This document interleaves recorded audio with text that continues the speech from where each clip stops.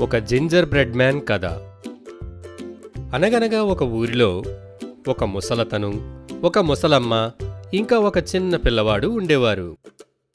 ఒకరోజు ఉదయాన్నే ముసలమ్మ కొంత పిండి తీసుకుని జింజర్ బ్రెడ్ మ్యాన్ ఆకారంలో ఒక రొట్టెను తయారు చేసి దానిమీద చెర్రీ పళ్లతో అందంగా కళ్ళు, ముక్కు మొదలైనవన్నీ చేసి ఓవెన్లో పెట్టింది. ఆ కుర్రాడిని ఆ ఓవెన్ను చూస్తూ ఉండమని చెప్పి ఆ ముసలమ్మ, ముసలతను తోటలో బంగాళదుంప మొక్కలు పనిచేయడానికి వెళ్లారు.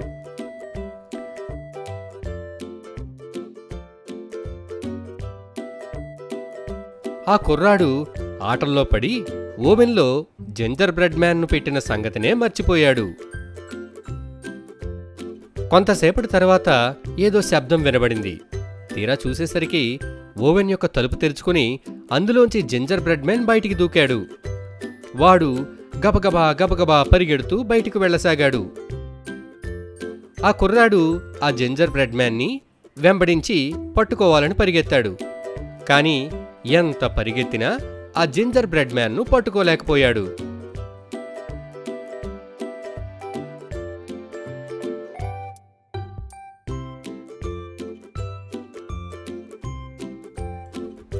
ఆ కుర్రాడు ఏడుస్తూ ఆ ముసలమ్మ, ముసలతను దగ్గరికి వచ్చి ఆ జింజర్ బ్రెడ్ మ్యాన్ తప్పించుకుని పారిపోయాడని చెప్తాడు. ఆ కుర్రాడితో పాటు వాళ్లు కూడా ఆ జింజర్ బ్రెడ్ మ్యాన్ని పట్టుకోవడానికి పరిగెత్తారు. పరిగెత్తి పరిగెత్తి జింజర్ బ్రెడ్ మ్యాన్ను అందుకోలేక అలిసిపోయి ఒకచోట కూర్చునిపోతారు.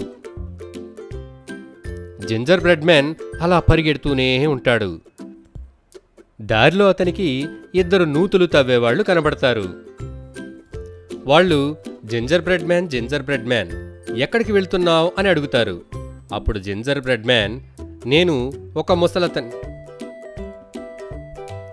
ముసలతన్ని, ముసలమ్మను, చిన్న కుర్రాడిని పరుగు పందెంలో ఓడించాను. నేను మిమ్మల్ని కూడా ఓడించగలను అంటాడు జింజర్ బ్రెడ్ మ్యాన్. అవునా, సరే అది చూద్దాం అని చెప్పి వాళ్ళు జింజర్ బ్రెడ్ మ్యాన్తో పోటీ పడతారు. అలా పరిగెత్తి పరిగెత్తి పరిగెత్తి వాళ్ళిద్దరూ అలిసిపోతారు. జింజర్ బ్రెడ్ మ్యాన్ మాత్రం పరిగెడుతూనే ఉంటాడు. అలా పరిగెడుతున్న జింజర్ బ్రెడ్ మ్యాన్కి ఇద్దరు గోతులు తవ్వేవాళ్లు కనబడతారు. వాళ్ళిద్దరూ జింజర్ బ్రెడ్ మ్యాన్ ఎక్కడికి వెళ్తున్నావు అని అడుగుతారు. నేను పరుగు పందెంలో ఒక ముసలమ్మను, ముసలతన్ని, ఒక చిన్న కుర్రాడిని, ఇద్దరు నూతులు తవ్వేవాళ్ళని ఓడించాను. నేను మిమ్మల్ని కూడా ఓడించగలను అంటాడు. ఏంటి, మమ్మల్ని నువ్వు ఓడించగలవా? అది చూద్దామని చెప్పి వాళ్ళు జింజర్ బ్రెడ్ మ్యాన్తో పరుగు పందెంలో పోటీ పడతారు. జింజర్ బ్రెడ్ మ్యాన్ వేగంగా పరిగెత్తి పరిగెత్తి దూరంగా వెళ్ళిపోతాడు. వాళ్ళిద్దరూ పరిగెత్తలేక ఒకచోట ఆగిపోతారు. జింజర్ బ్రెడ్ మ్యాన్ మాత్రం అలా పరిగెడుతూనే ఉంటాడు. పరిగెత్తి పరిగెత్తి ఒక పెద్ద ఎలుగుబంటి దగ్గరకు వస్తాడు. ఎలుగుబంటి అంటుంది, జింజర్ బ్రెడ్ మ్యాన్ ఎక్కడికి పరిగెడుతున్నావు అంటుంది. నేను పరుగు పందెంలో ఒక ముసలతన్ని, ఒక ముసలమ్మను, ఒక చిన్న కుర్రాణ్ణి, ఇద్దరు నూతులు తవ్వేవాళ్ళని, ఇద్దరు గోతులు తవ్వేవాళ్ళని ఓడించాను. నేను నిన్ను కూడా ఓడించగలను అంటాడు. ఏంటి, నన్ను ఓడిస్తావా? అది చూద్దాం అని ఆ ఎలుగుబంటి జింజర్ బ్రెడ్ మ్యాన్తో పోటీ పడుతుంది. జింజర్ బ్రెడ్ మ్యాన్ ఆగకుండా పరిగెడతాడు.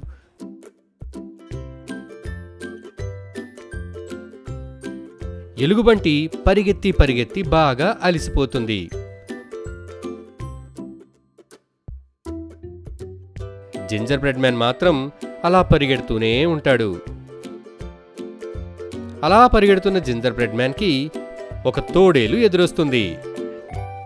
జింజర్ బ్రెడ్ మ్యాన్ ఎక్కడికి పరిగెడుతున్నావు అని అడుగుతుంది.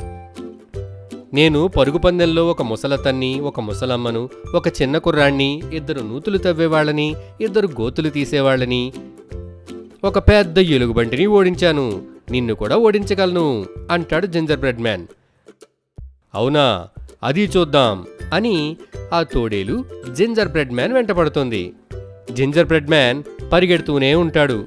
కాని ఆ తోడేలు పరిగెత్తి పరిగెత్తి బాగా అలిసిపోయి ఒకచోట ఆగిపోతుంది. జింజర్ బ్రెడ్ మ్యాన్ మాత్రం అలా పరిగెడుతూనే ఉంటాడు. జింజర్ బ్రెడ్ మ్యాన్ పరిగెత్తి పరిగెత్తి ఒక నక్క దగ్గరకు వస్తాడు. నక్క అంటుంది, జింజర్ బ్రెడ్ మ్యాన్ ఎక్కడికి పరిగెడుతున్నావు అంటుంది. నేను పరుగు పందెంలో ఒక ముసలతన్ని, ఒక ముసలమ్మను, ఒక చిన్న కుర్రాడిని, 2 నూతులు తవ్వేవాళ్ళని, 2 గోతులు తీసేవాళ్ళని, ఒక పెద్ద ఎలుగుబంటిని, ఇంకా ఒక తోడేలిని ఓడించాను. నేను నిన్ను కూడా పరుగు పందెంలో ఓడించగలను అంటాడు. అప్పుడు ఆ నక్క, నువ్వు ఏమంటున్నావో నాకు సరిగ్గా వినపడడం లేదే, కొంచెం దగ్గరగా వచ్చేలా నా చెవిలో చెప్పకూడదా అంటుంది. అప్పుడు జింజర్ బ్రెడ్ మ్యాన్ నక్కకు దగ్గరగా వచ్చి, నేను ఒక ముసలతన్ని, ఒక ముసలమ్మను, ఒక చిన్న బాబుని, 2 నూతులు తవ్వేవాళ్ళని, 2 గోతులు తీసేవాళ్ళని, ఒక పెద్ద ఎలుగుబంటిని, ఒక పెద్ద తోడేలిని పరుగు పందెంలో ఓడించాను. నేను నిన్ను కూడా ఓడించగలను అంటాడు. ఏంటి, ఏమంటున్నావు, నాకేం వినపడలేదే, ఇంకొంచెం దగ్గరగా వచ్చి చెప్పకూడదా అంటుంది. జింజర్ బ్రెడ్ మ్యాన్ నక్కకు బాగా దగ్గరికి వెళ్ళేటప్పటికీ ఒక్కసారిగా నోరు తెరిచి జింజర్ బ్రెడ్ మ్యాన్ను అమాంతం మింగేస్తుంది ఆ నక్క. ఆలిస్ ఇంకా వండర్ల్యాండ్. అనగనగా ఒక ఊర్లో ఆలిస్ అనే ఒక చిన్న పాప ఉంటుంది. ఆ పాపకు కొత్త కొత్త విషయాలంటే ఆసక్తి చాలా ఎక్కువ. ఒకరోజు ఉదయం ఆలిస్ వాళ్ళ అక్కతో కలిసి గార్డెన్లో చెట్టు కింద కూర్చొని టైంపాస్ చేస్తుంది. వాళ్ళక్క ఒక పుస్తకాన్ని చదువుతుంది. ఆలిస్కి చాలా బోర్ కొట్టింది. ఆమెకు ఏం చెయ్యాలో తోచలేదు. వాళ్ళక్కను ఆ పుస్తకం చదవడం ఆపి తనతో పాటు ఆడుకోవడానికి రమ్మంది. కాని వాళ్ళక్క ఆలిస్ను పట్టించుకోకుండా ఆ పుస్తకం చదవడంలో మునిగిపోయింది.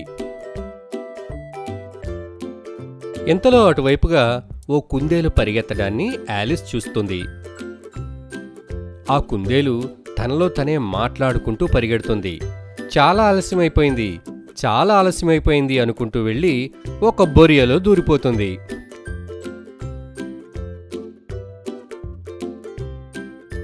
ఆలిస్కు ఆ మాట్లాడే కుందేలు సంగతేంటో తెలుసుకోవాలన్న ఆసక్తి పెరిగిపోతుంది. ఆ కుందేలు వెళ్ళిన మార్గాన్ని వెంబడించి ఆ బొరియలోకి తొంగి చూస్తుంది. అయితే ఇంతలో ఆమె కాలు జారి ఆ బొరియలోంచి ఆ సొరంగంలో పడిపోతుంది. చీకటిగా ఉన్న ఆ సొరంగంలో జారి జారి జారి ఆఖరుకు ఒక నేలపై పడుతుంది. లేచి చూసేసరికి అది ఒక పెద్ద గది. ఆ గదికేమో చిన్న తలుపుంటుంది. కుందేలు ఆ తలుపు గుండా బయటకు వెళ్లడాన్ని చూస్తుంది ఆలిస్. తను కూడా ఆ తలుపు గుండా బయటకు వెళ్లాలనుకుంటుంది. కానీ ఆ తలుపు చాలా చిన్నగా ఉంటుంది.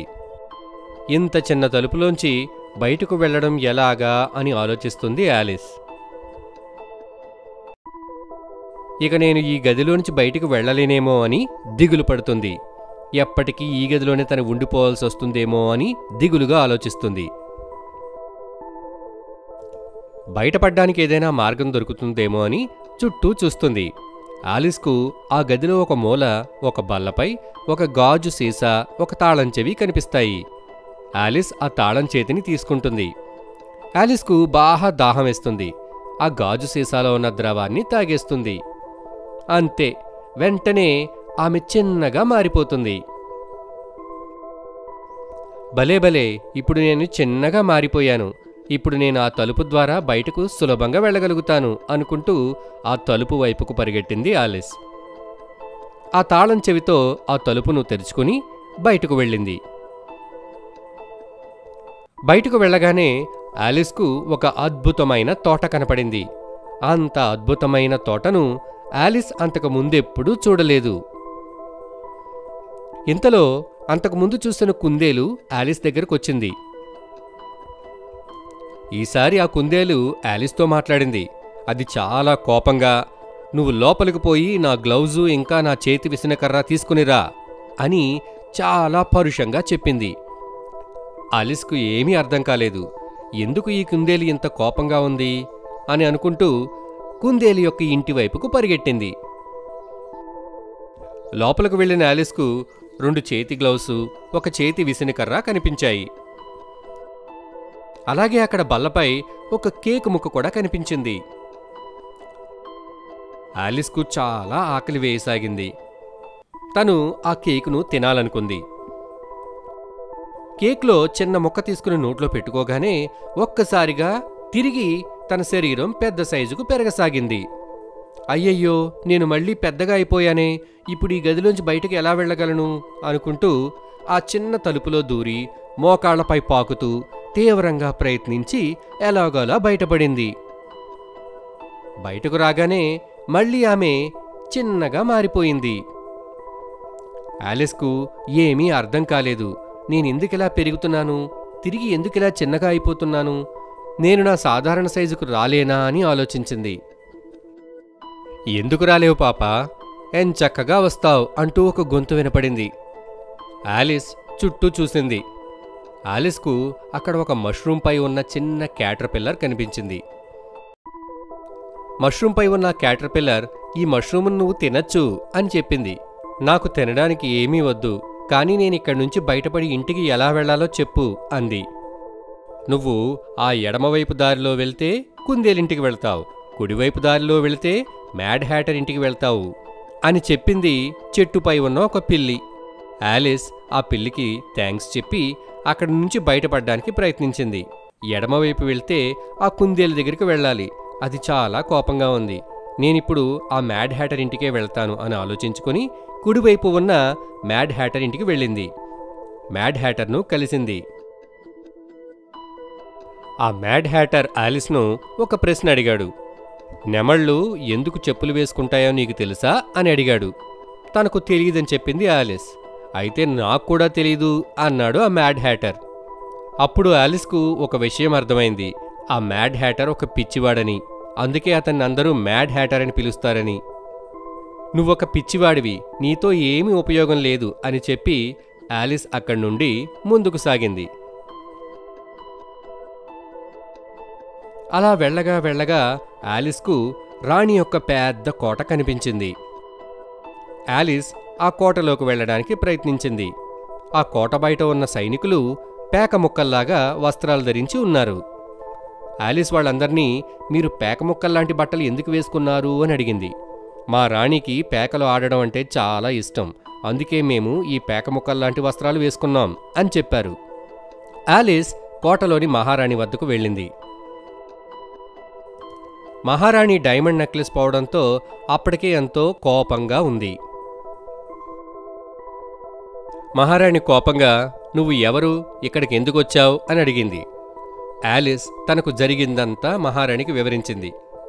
అప్పుడు రాణి, నువ్వు నాతో ఒకసారి పేకముక్కల ఆట ఆడు, ఆ ఆటలో నువ్వు ఓడిపోవాలి, నువ్వు ఓడిపోలేదో నేను నీ అంతు చూస్తాను అని బెదిరించింది ఆ రాణి. ఆలిస్ ఆ రాణితో పేకాట ఆడడం ప్రారంభించింది. ఆలిస్ ఓడిపోవడానికి చాలా ప్రయత్నించింది, కానీ రాణికి ఆట ఆడడం అస్సలు రాదు. మొత్తానికి ఆలిస్ ఆట గెలిచింది. ఆ రాణికి చాలా కోపం వచ్చింది. ఇంతలో అక్కడికి ఆ మాట్లాడే కుందేలు, ఆ మ్యాడ్ హ్యాటర్ కూడా వచ్చారు. ఈ ఆలిస్ పెద్ద దొంగ, ఈమెను శిక్షించాలి శిక్షించాలి అని ఆ కుందేలు, మ్యాడ్ హ్యాటర్ అరిచారు. కోపంతో ఉన్న మహారాణి, నా డైమండ్ నెక్లెస్ కూడా నువ్వే కాజేసి ఉంటావని ఆలిస్ను నిందించింది. అవును, ఆలిసే ఆ దొంగ, ఆ వజ్రాల హారాన్ని దొంగిలించింది ఆలిసే అని మహారాణికి వంతపాడారు. అప్పుడు మహారాణి కోపంతో ఊగిపోతూ, నువ్వు నా వజ్రాల హారాన్ని దొంగిలించావు, అంతేకాక పేకాటలో నువ్వు నన్ను ఓడించావు, ఇక నీకు శిక్ష తప్పదు. అప్పుడు ఆలిస్, మీరందరూ అబద్ధం చెప్తున్నారు, ఇక్కడ నా మాట పట్టించుకునేవారు ఎవ్వరూ లేరు అంది. మహారాణి కోపంతో ఊగిపోతూ సైనికులతో ఆలిస్ యొక్క తల ఖండించమని ఆదేశించింది. ఇక అప్పుడు ఆలిస్కు పట్టరాని కోపం వచ్చింది. ఆ కోపంలో ఆమె సైజు బాగా పెరగసాగింది. ఆమె పెద్దగా పెద్దగా పెరుగుతూ చాలా పెద్దగా అయిపోయింది. అప్పుడు ఆలిస్, ఇది ఒక పిచ్చి ప్రపంచం, మీరందరూ పిచ్చివాళ్లు, నేను ఇక్కడి నుండి నా ఇంటికి వెళ్తున్నాను. మీరెవరైనా నన్ను ఆపాలని చూసినా, నా వెంట వచ్చినా నా కాళ్లతో తొక్కి నలిపేస్తాను అని గట్టిగా బెదిరించింది. ఇంతలో యాలిస్ను ఎవరో తడుతున్నట్టుగా కళ్ళు తెరిచి చూసేసరికి తన అక్కపక్కన కూర్చుని నిద్రపోతుంది. యాలిస్ లెగు, మన ఇంటికెళ్లే టైం అయింది అంటుంది వాళ్ళక్క. అప్పుడు అర్థమవుతుంది యాలిస్కు అదంతా కల అని. తనకొచ్చిన వింత కల గురించి వాళ్ళ అక్కకు చెప్తుంది యాలిస్. ఇద్దరు కూడా చాలా నవ్వుకుని అక్కడి నుండి ఇంటికి వెళ్ళిపోతారు.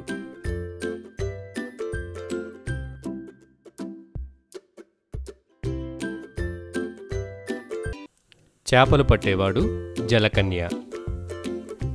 అనగనగా ఒక చిన్న గ్రామంలో రాజు అనే చేపలు పట్టేవాడు అతని భార్య తనుతో కలిసి జీవిస్తుండేవాడు. రాజు రోజూ ఉదయాన్నే నది వద్దకు వెళ్ళి చేపలు పట్టేవాడు. రాజు చాలా నిజాయితీగల వ్యక్తి. రాజు నెమ్మదస్తుడు, నిజాయితీపరుడు. అతని భార్యకు మాత్రం దురాశ చాలా ఎక్కువ. ఏదో ఒక దాని గురించి ఎప్పుడూ ఇంట్లో పోరు పెడుతూ ఉంటుంది.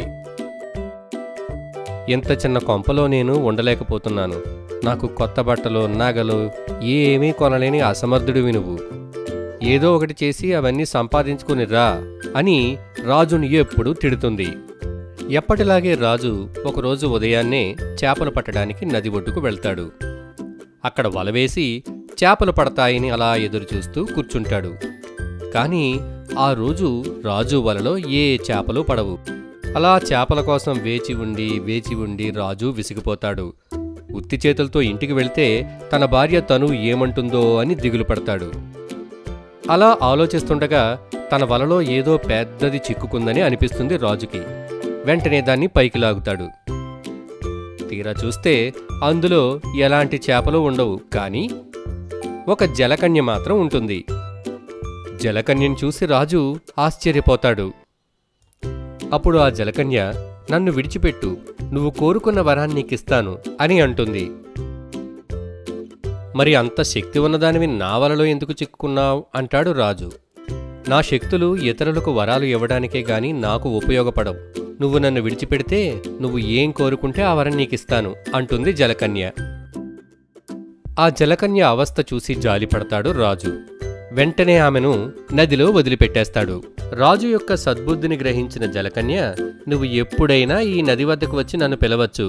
నేనొచ్చి నీకు ఏం కావాలో ఆ వరాన్నిచ్చి సహాయం చేస్తాను అని చెప్తుంది జలకన్య. అయితే మొహమాటస్థుడైన రాజు తనకి ఏ వరం వద్దని అక్కడి నుండి ఇంటికి వెళ్ళిపోతాడు. ఇంటి బయట అతని భార్య తను రాజు కోసం వేచి చూస్తుంది. ఉత్త చేతులతో వచ్చిన రాజును చూసి మండిపడుతుంది అతని భార్య తను. ఖాళీ చేతులతో వచ్చినందుకు రాజును అడ్డమైన తిట్లు తిడుతుంది అతని భార్య తను. రాజు ఈరోజు తన వలలో ఎలాంటి చేపలు పడలేదని, ఒక జలకన్య పడిందని, ఆ జలకన్యను విడిచిపెట్టేశానని జరిగిందంతా తన భార్యకు చెప్తాడు. ఎంత పనిచేశావు? ముందు గబగబా వెళ్ళి ఆ జలకన్యను ఒక బస్తాడు బంగారు నాణాలు ఇమ్మని అడుగు. బంగారు నాణాలతోనే నువ్వు ఇంటికి రావాలి అని తిట్టి పంపిస్తుంది. రాజు ఆ నది వద్దకు వెళ్ళి జలకన్యను పిలుస్తాడు. జలకన్యతో తన భార్య ఒక బస్తాడు బంగారు నాణాలను కోరుకుంటుందని అడుగుతాడు. అప్పుడు ఆ జలకన్య, నువ్వు ఇంటికి వెళ్లేసరికి నీ ఇంటిలో బంగారు నాణాలు ఉంటాయి, వెళ్ళు అంటుంది. రాజు ఇంటికి వెళ్లేసరికి ఇంటిలో కుండల నిండా బంగారు నాణాలు నిండి ఉంటాయి. రాజు తన భార్యని, నీకిప్పుడు సంతోషమేగా అంటాడు. ఆమె మాత్రం ఏం సమాధానం చెప్పదు. మర్నాడు ఉదయాన్నే రాజు భార్య తను, మన దగ్గర బోలెడు బంగారం ఉంది, ఈ బంగారం అంతా జాగ్రత్తగా పెట్టుకోవాలంటే మనకొక పెద్ద ఇల్లు కావాలి, నువ్వు వెంటనే పోయి ఆ జలకన్యను మనకు పెద్ద ఇల్లు ఇమ్మని చెప్పు అంటుంది. రాజు మళ్ళా జలకన్య దగ్గరకు వెళ్తాడు. తన భార్యకు ఒక పెద్ద ఇల్లు కావాలని జలకన్యను అడుగుతాడు. సరే, నువ్వు వెళ్ళేటప్పటికీ నీకు ఒక పెద్ద ఇల్లు సిద్ధంగా ఉంటుంది అని చెప్తుంది జలకన్య. జలకన్యకు ధన్యవాదాలు చెప్పి రాజు అక్కడి నుండి ఇంటికి వెళ్తాడు. అక్కడ తన పూరి గుడిసె స్థానంలో ఒక పెద్ద ఇల్లు ప్రత్యక్షమవుతుంది. ఇంట్లోకి వెళ్ళిన రాజు తన భార్యతో నీకిప్పుడు సంతోషమేనా అని అడుగుతాడు. ఆమె ఏమీ సమాధానం చెప్పదు. మర్నాడు ఉదయం రాజు భార్య తనకు గుర్రాలతో లాగే ఒక పెద్ద రథం కావాలని అడుగుతుంది. మనలాంటి డబ్బున్నవాళ్లు మట్టి రోడ్లపై నడిచిపోకూడదని తనకొక ఖరీదైన గుర్రపు రథం కావాలని కోరుకుంటుంది. రాజు చేసేది లేక తిరిగి మళ్ళీ నది వద్దకు వెళ్తాడు. అక్కడ జలకన్యను పిలిచి తన భార్యకు ఒక మంచి గుర్రపు రథం కావాలని అడుగుతాడు. జలకన్య సరేనంటుంది. నువ్వు వెళ్లేసరికి రథం సిద్ధంగా ఉంటుంది అని చెప్తుంది.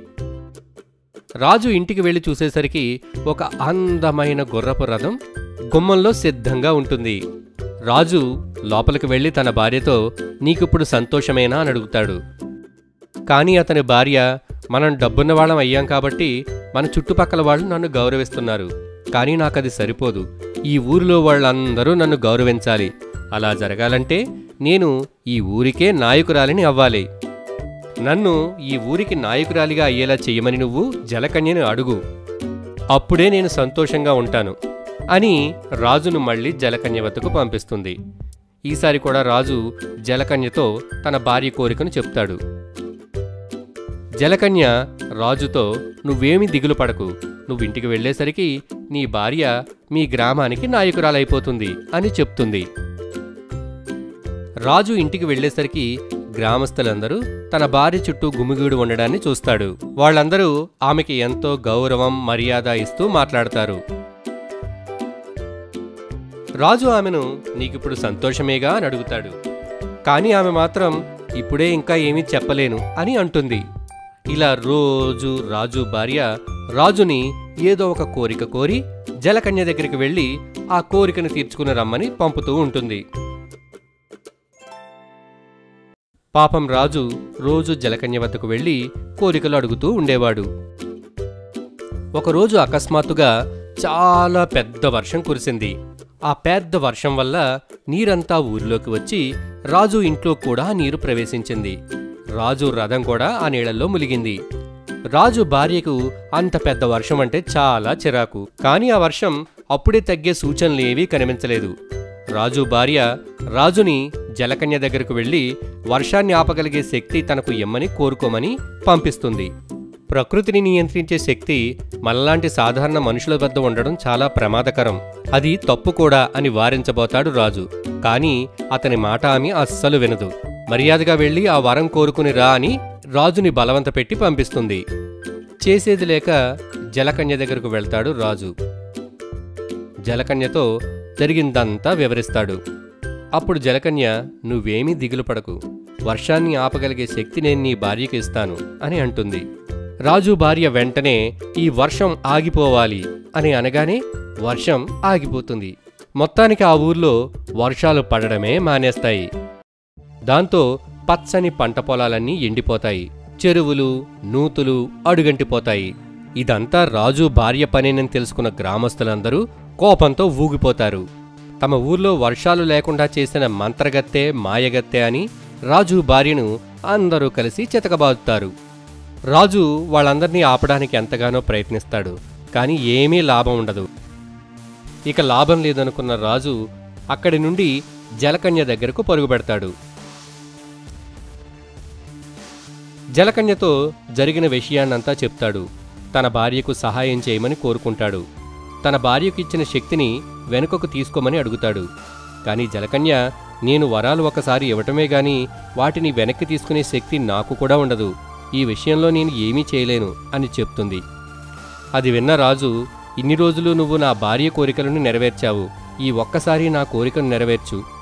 మాకు నువ్విచ్చిన బంగారం గుర్రపు రథం ఇంకా పెద్ద ఇల్లు ఇవేమీ మాకు వద్దు. అవన్నీ తీసుకుని నా భార్యను వాళ్ళ నుంచి కాపాడు అని వేడుకుంటాడు రాజు. రాజు అభ్యర్థనను అర్థం చేసుకున్న జలకన్య సరే నీ కోరిక నేను తీరుస్తాను. నువ్వు ఇంటికి వెళ్ళేటప్పటికీ నీ భార్య సురక్షితంగా ఉంటుంది అని వరమిస్తుంది. ఆనందంగా ఇంటికి వెనుతిరుగుతాడు రాజు. రాజు ఇంటికి వెళ్లి చూసేసరికి తన చిన్న గుడిసె బయట తన భార్య తన కోసం ఎదురు చూస్తూ ఉంటుంది. ఆమె రాజును చూసి బాగా ఏడుస్తుంది. తను చేసిన తప్పులన్నిటికీ పశ్చాత్తాపపడుతుంది. దీనంతటికీ తన దురాశే కారణమని రాజుని క్షమాపణ వేడుకుంటుంది. తన భార్యలో నిజమైన పశ్చాత్తాపం రాగానే వెంటనే వర్షం కురవడం ప్రారంభమవుతుంది. తిరిగి వర్షాలు పడడంతో ఊర్లో ఉన్న ప్రజలందరూ శాంతించి సంతోషంగా అందరూ